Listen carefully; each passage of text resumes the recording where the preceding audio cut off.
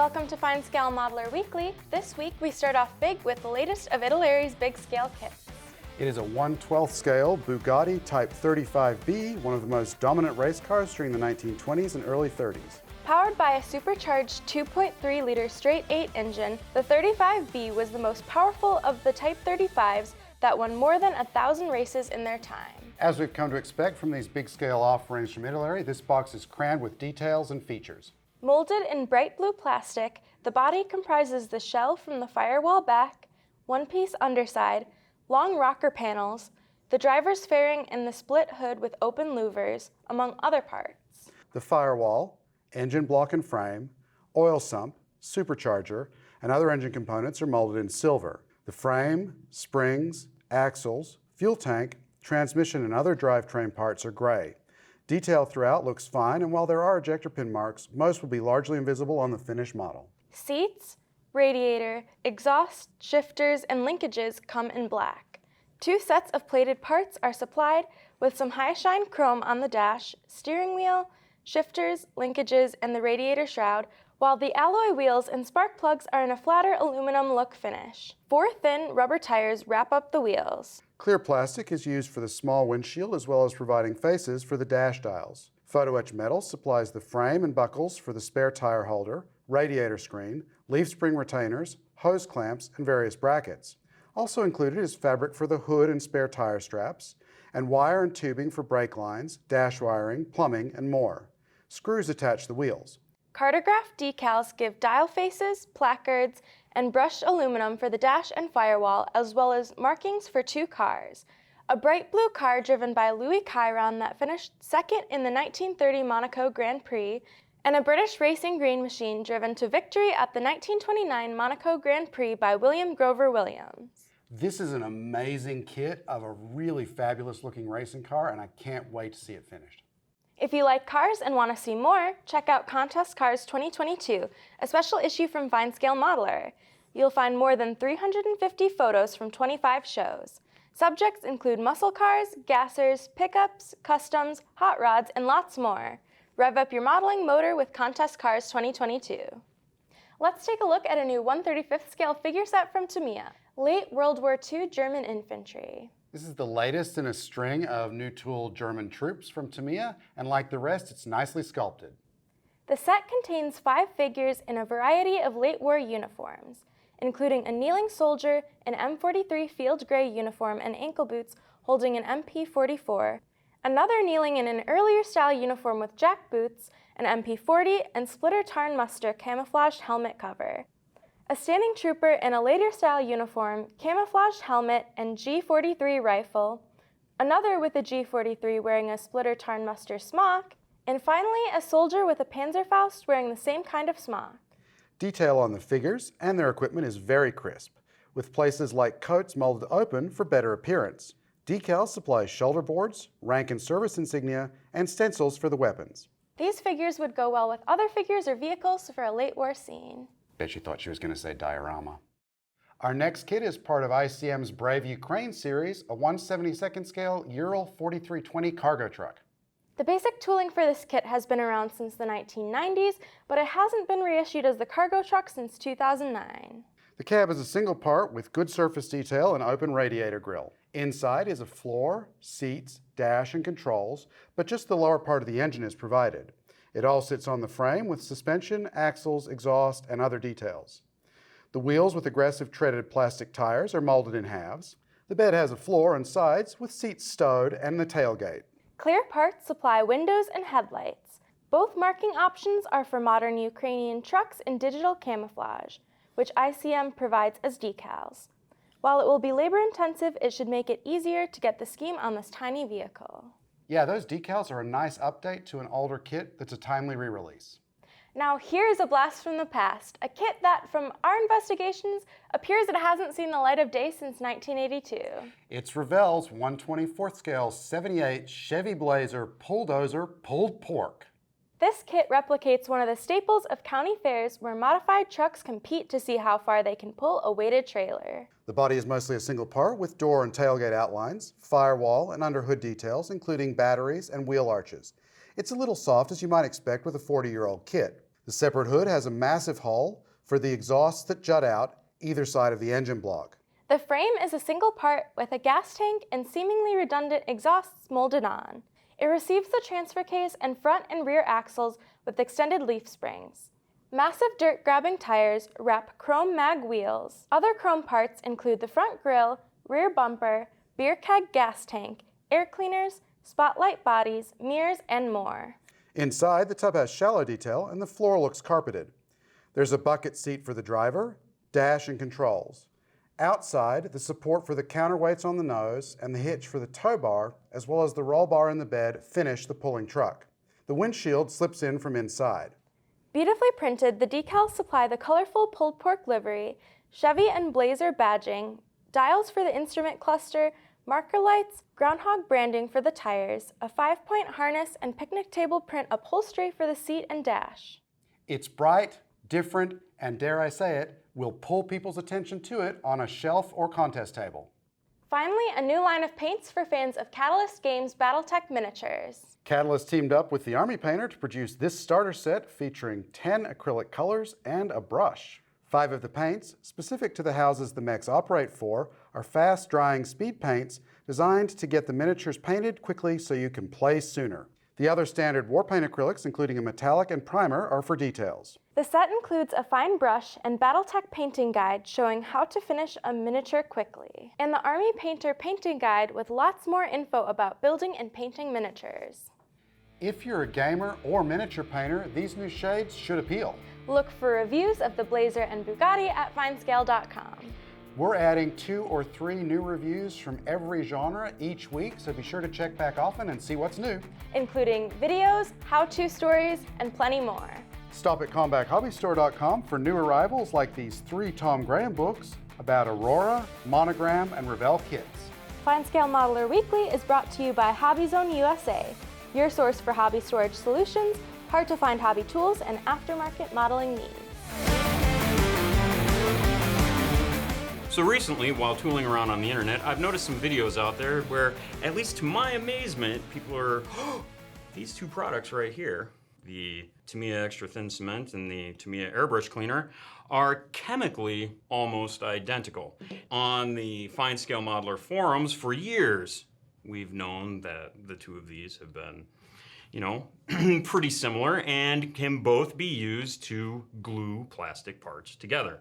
Well, it's blown up on the internet and it's a conspiracy or it's a scam or, whatever sort of dark word you want to put to it. And I don't see it that way, and we at FSM don't necessarily see it that way. If you want to save some money on refilling this bottle with some of this and use it to glue things together, you can certainly do that. You can certainly just go to this and use it to glue your parts together.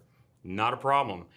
I mean, really what it's coming down to with plastic models and thin cement is we're looking at solvents that are going to melt at the join and allow those parts to glue together. Here's a little secret, guys. You don't even have to use this stuff. You can go right over here and use lacquer thinner.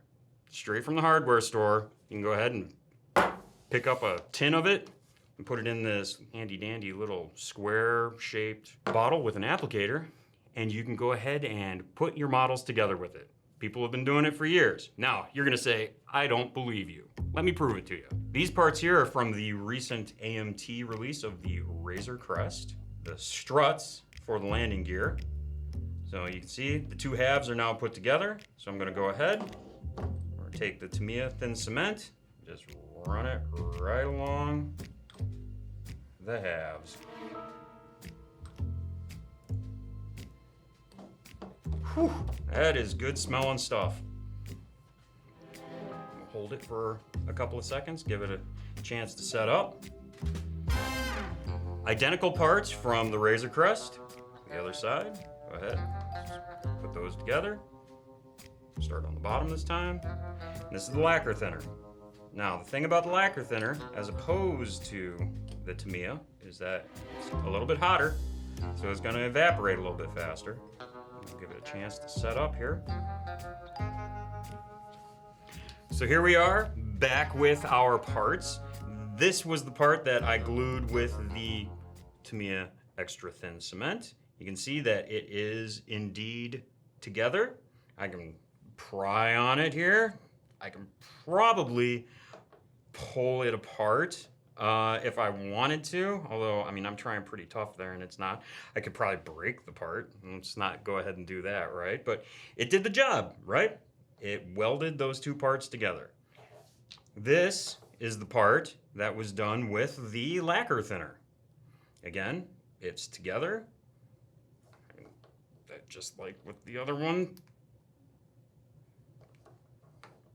It is not coming apart. Again, I could probably break it. And in fact, I just did. I just stressed that part there and I broke it. Good job, Tim, right? But I guess that goes to show you that it's actually together, yeah? So both the Tamiya extra thin cement and the lacquer thinner, they're solvents, they do the job. Here's the thing.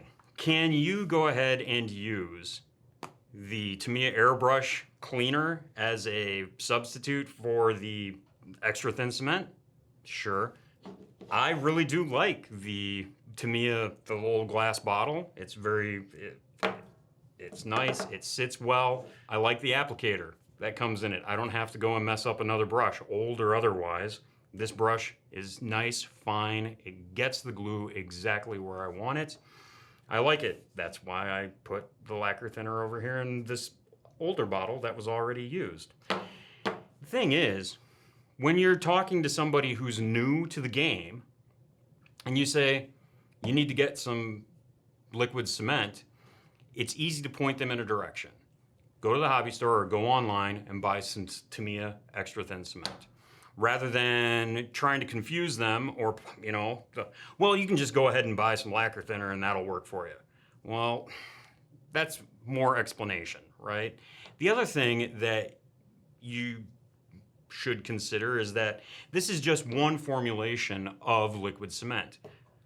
Tamiya has other formulations as well, like just Tamiya cement, which is a much thicker formulation than its extra thin cement. And it can be used for different jobs than what the extra thin cement can be used for. Same thing with Mr. Cement, right? Or even Plastrux Plastic Weld. It's a thicker formulation, it's hotter, or not as hot I should say, because it's gonna last a little bit longer, it's gonna give you a little bit more working time, right? There are other chemicals that you could go out and use too. We've, over the years, seen guys who say that they use MEK, methyl ethyl ketone, or they use straight acetone, or they use xylene, right? This here, this is a cocktail of all those things plus more. So what does it come down to?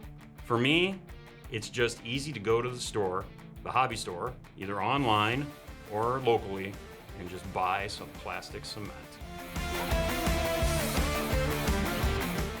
We want to talk about something that we here at FSM a lot about, and that is kit prices. And recently, Aaron wrote an editor's note for the April DLC? Yes. The April DLC, which you can find a link for that below. What was in that editor's note? It was sort of in response to some complaints I had about the kit prices driving kids out of the hobby, which is a perennial comment that we hear. This is the reason kids aren't getting into the hobby. It's the price of kits. They're so expensive, no kid can afford it. And I wanted to sort of, look at that and go, well, that's not necessarily true, because there are plenty of kits out there that are as affordable with the value of the dollar these days as they were for the kits that I was buying when I was a teenager or younger. Sure. There are plenty of kits out there for your price range, whatever that price range would be. I mean, I think we could go right now to a hobby store, local hobby store over here, or online, and we could find model kits for $15, for $20, $25, $35, $45, all the way up through $300, $600, or more. $850 if you want that gallery model's 200 scale Yamato. Exactly. The idea that prices is keeping kits or kids from building models is a bit of a straw man argument. Yes. Are they more expensive now than they were a while ago, sure, but that's not necessarily the point. Inflation, the consumer price index, all of these things, when you start to look at it, it's not like prices for kits are out of line with prices for everything else. Sure, everything's right? gotten more expensive. And tooling kits, right? Making the molds for making kits is not the same price that it was 50 years ago or 40 years ago or 30 years ago. That too has become more expensive. The prices for materials, plastic, those sorts of things that you see inside the kits has gotten more expensive. Remembering that plastic is a petroleum product. Right. So it's cost of oil. Kits themselves have gotten more complex than they were years ago. Now, some people are going to say, well, what about, these companies that are repopping these old kits, and now those kits sold for $5 back in 1962, and today they're selling them for $35. Well, that's not necessarily out of line with the increase just in prices in general, right? I mean, it still costs money to have those created, to print the boxes, to have all of that stuff put into a container ship and then shipped wherever it's going to go. Another point I think is valid is that you also have to think about the manufacturer. Who's the manufacturer making the kit for? Are they focused on, let's say, North America? Or are they more focused on Asia? Or are they more focused on the EU? And is their pricing more geared toward those countries, those areas? And then the pricing is just going to basically carry over to the United States, right? Right. It's an economics discussion is what it comes down to. And I think you have a better handle on the economics of this than I do, because you covered this for a while. I came from the business side. I mean, first from games and then covered, the hobby business. Really, one of the things that I think we as hobbyists have a hard time understanding is that if the conversation already hasn't upset a few of you, made you turn off the video or at least got your blood pressure up, this probably is going to. Hobbies like ours, right, are actually luxuries. Now, before right, you have an aneurysm. Let's just define what a luxury is, okay? I'm not saying that you're out there and you're sailing around in a 1,000-foot yacht, right? And it's just parties all the time. But when you consider what a luxury is, a luxury good, something adding pleasure or comfort but not absolutely necessary, or an indulgence in something that provides pleasure, satisfaction, or ease. So which pretty much sounds like the definition of a hobby. That's a hobby, right? Whether that's skiing or board games, especially now, you can go out and find board games that are $80, $90, $100, right, for a board game. Or, in our case, modeling, right? It's a luxury. We don't need it. It's not like it's medicine. It's not insulin that I absolutely need. It's something that I enjoy doing and I enjoy having the time to do. It makes your life better, but it isn't essential to living. And I think this is something that some of us have to kind of rework in our heads. It's like, yeah, this is not a necessity for my life. But what I think we should do is just as a challenge. It's like, can you find kits that you're interested in your price range? I know I can. I really love Wingnut Wings kits, but I'm not going to go out and buy them off the secondary market now for $200 a pop. It's just, plus I have 24 of them in my stash that I'm slowly working on getting through. So when it comes to me buying something new, I really want it, right? And then I also am very selective, like that A-wing. Right. And I waited for that, or not the A-wing, the Y-wing. I waited for that Y-wing to go on sale at Christmas so that I could save some extra money on it, and then I went in and bought it. Could it have disappeared off the shelf? Absolutely. But, I mean... And that would have been heartbreaking to a certain degree, but it wasn't like it was going to kill you if you didn't get it. So. So anyway, I think the price argument right now is a little bit overblown. I think some or all of us need to just take a step back and breathe. Right. It's going to be okay. There's going to be model kits out there for all of us at some point, and we're going to be able to afford them. Then, you know, if you're like me, you've got a stash full of them in the basement, and maybe you don't need to buy any more at all if you're smart. Well, I'm not quite to that point, but anyway, we hope we haven't upset you too much. Thanks for watching. And if you do have a comment or a Good question point. about this, let us know. Let us know what you think about kit prices, about our discussion about kit prices, whatever. You can do that in the comments below or email At editor@finescale.com.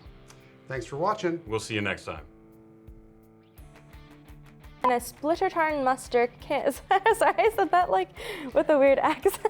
Splitterton mustard. It's fine, you didn't start laughing at it. I felt like I was saying it with like an Irish accent. Top of the morning to you. Yeah, those decals are a nice update. 78 Blazer, Chevy thing, Pulldozer, pulled pork. Wrap sorry. Cro-Magnon wheels. Bound to pull people's attention to it on your shelf there. Pull people's attention. Get it? Our fast drying speed paints, Our fast drying speed paints, did I say drawing again? Still concentrating on the houses the mechs operate. Kind of like Harry Potter houses. Specific. Stop by